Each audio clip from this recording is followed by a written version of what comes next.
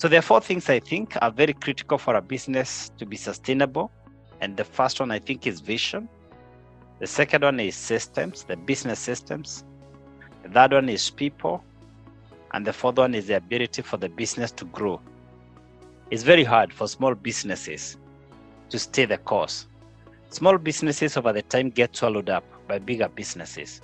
The environment becomes hostile if you remain small. So there is no choice. If you're going to be sustainable, there must be growth. All the companies you guys mentioned that have transcended time and generations, like Mercedes-Benz, like Coca-Cola, like KFC, they have all scaled up. They have all grown. So I think there are four major things. And we are going to focus on these four today. So let's start with the vision. In my considered opinion, the first thing that is critical for a business to be sustainable, to be lasting, for you to pass on this business to your children is your vision. And the question is, what can you see? How far can you see? Because leaders see what others do not see. So I want to mention three things I think are critical to a vision. And of course, the first one is purpose, the second one is passion, and the third one is pressure. If you try to operate outside your purpose, you're pushing rocks uphill. Outside your purpose, you're swimming against the current. Outside your purpose, you're flying against the wind. Outside your purpose, you're literally fighting yourself. You're forming self-resistance. A shark is a powerful animal, but if you get him outside the sea waters, even a domestic dog can kill him. Why? He is outside his territorial waters. He is outside his domain. He is outside his, what you'd call his space of influence. So the real question here, when we talk about your purpose, is to check, what is my gift? What is my gift? This is the only area you don't compete with anyone else. Outside your area of gifting, you're in the open market, what we call the red oceans. You're fighting with other sharks. The space is contested. It is rough waters. So people sustain what they are doing when it's truly in them. Number two, they are passionate about it, so they love it. They love what they're doing. You can't do something for long if you don't love what you're doing. If money does not come for a month or two or three, and you don't love what you're doing, you will quit. The fact remains, if you are honestly not passionate about what you're doing, the slightest pressure, you will quit. I've been speaking for over 20 years. This is me. This is real me. Nothing excites me than empowering people. Nothing brings life to me than empowering people. What I'm doing with you today is what enlivens me. It's what brings life to my soul. I love doing it. There is no way a business will be sustainable if you cannot withstand pressure. And the key word here is, how much stress can you absorb? Believe me, friends, nobody is very excited working for another person. What distinguishes the entrepreneur from the employee is your capacity to bear pressure. Nobody would just go to work for another person when they can work for themselves. If they can run their own bank, they would rather have their own bank rather than receive instructions from other people. Every human being would want to have the liberty to go on holiday when they want, to go on vacation when they want. Nobody wants to receive orders, to be ordered here and there. We cherish our liberty and our freedom and our personal space. Now, I want to suggest to us ladies today that you've got to master your game. If this business is going, Lillian is saying enjoying every bit of the training. Joyce is saying great training. Thank you so much. If you got to master your game, I have three suggestions for us to master our game, because a business then cannot be sustainable unless you're willing to master it. So the first step is to position yourself. The second step is to aim. And the third step is to follow through. And so what I'm talking about here is, the first step is to learn.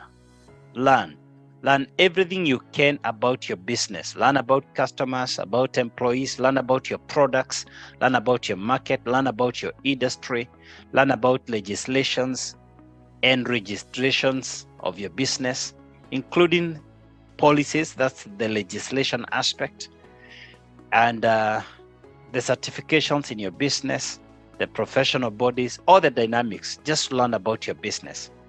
Number 2, plan. And there are 5 things to plan about. There is the develop a market plan. Number 2, develop a management plan. Number 3, develop your products plan or your services plan, and how you develop your products or services. Number 4, develop your financial plan, your projections, your cash flow. How does your budget look like? Your trading profit and loss account, how does it look like? And then number 5, your risk plan. What is the risk management plan? Identify the risks and the mitigation strategies for every risk. And then number 3, sacrifice. Okay, Agnes is saying, can you repeat for aim? Okay, aiming, I'm talking about planning. To aim is to plan. You see, you can't hit a target that you don't have, Agnes. So I'm talking about the 5 areas you need to plan. The first one is the marketing plan, and more about that in a moment. The second area is the management plan. Who does what in your company? The third one is what I'm calling the products plan. How do you develop your product? How do you roll out your product? How does your product get into the market? Number 4 is the financial plan. The financial plan, I'm talking about what are your cash flow projections? What is your budget like? What is your trading profit and loss account? And then number 4 is the risk plan. Now, Enlona is asking, how can I plan for risk? Risk is simple. Identify the risks. In fact, have a table. Identify the risks, any foreseeable risk. And then the second column, you write whether it's low, medium, or high. Is this risk high to give a lot of attention? Is it medium? Is it low? And then the third one is the management of the risk. By management, I mean some risks you have to mitigate, some risks you have to transfer, some risks you have to eliminate, some risks you have to reduce. Some risks, there's nothing you can do, you can't eliminate. You just have to reduce them, to reduce the impact. As a startup, you must stick to your game. Again, I suggest this, you must know your market. Get to know your field. There is no way you can succeed in a game if you don't understand your field. What is the size of your field? Who are the players in your field? Now, 3 things. 1, understand your market trends. Number 2, understand your market niche. I know that word looks like niche, but it's pronounced niche. And number 3, understand the market disruptions. What do I mean by market trends? Market trends, you've got to know the market past, present, and future. Now also you've got to know your market niche. And we are discussing here about 3 things. Either your products, your processes, or people. PPP. Is technology or policies or competition going to disrupt you? If you think about it, Telecom Kenya was not able to disrupt itself quickly. It was disrupted by the market too quickly. If you look at the old taxis, they have been disrupted by Uber. Technology has disrupted even the housing industry, the hotel industry, training industry. I'm in Atlanta, Georgia. The people listening to me are in more than 50 countries. The other thing that can disrupt you is policies. The second issue we have to look at today as entrepreneurs is the whole concept of systems, business systems. And the question you have to ask yourself, what business processes have you automated? Because if you don't automate your business processes, it's not going to be lasting. And our concern right now is to build generational wealth. It's to build a business that our children can build on. Our children don't have to start where we started. Almost everyone listening to me here, most of us never inherited any business from our parents. We had to start from scratch. And that's a very tough job. Planting a business is a very tough job. But if we do well, our kids don't have to start where we started. Now, if we think about business automation, The simplest example I can give you is the water pump. What is food automation? Food automation means if I'm going to hire employees, I don't need to check what they're doing. To automate management means your work will betray you if you don't work. You only get paid depending on your performance. You can't cheat the system. The system can tell how much you have worked. In the US, a lot of companies have done that.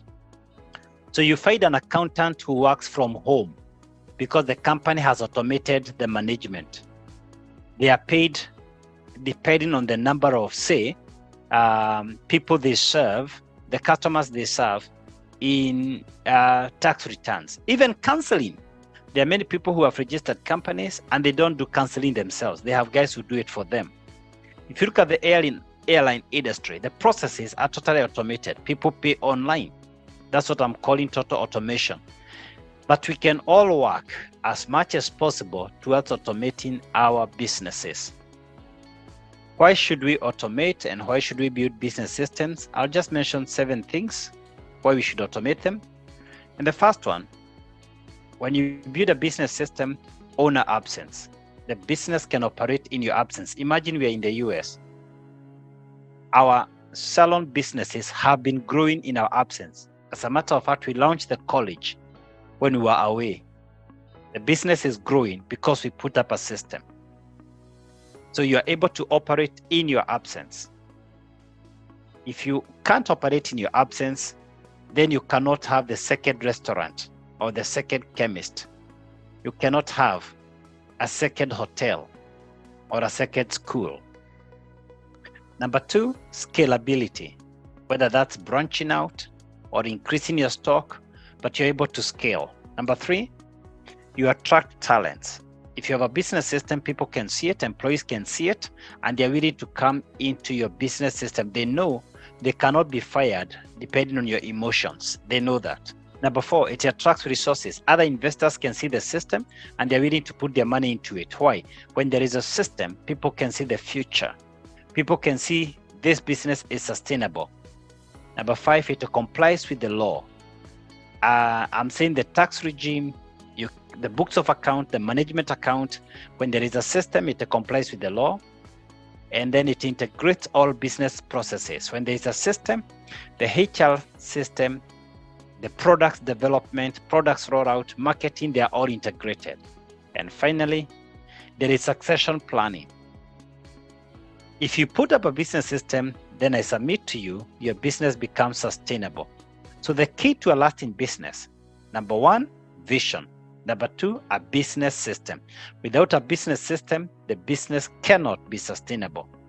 What sustains a business is the ability to put up a system through which other people can deliver results. You put up a system, then it doesn't matter who comes in your business. So long as they have the skills, they have the talents, they have the motivation, then they can run the business, even when you're not there. Who do you need in your business? Let me show you a model I came up with. I developed a model, a business model. You might like it. This is my original model. It's not from any school of business. And it's gonna make a lot of sense to you. So this is what I have come to conclude.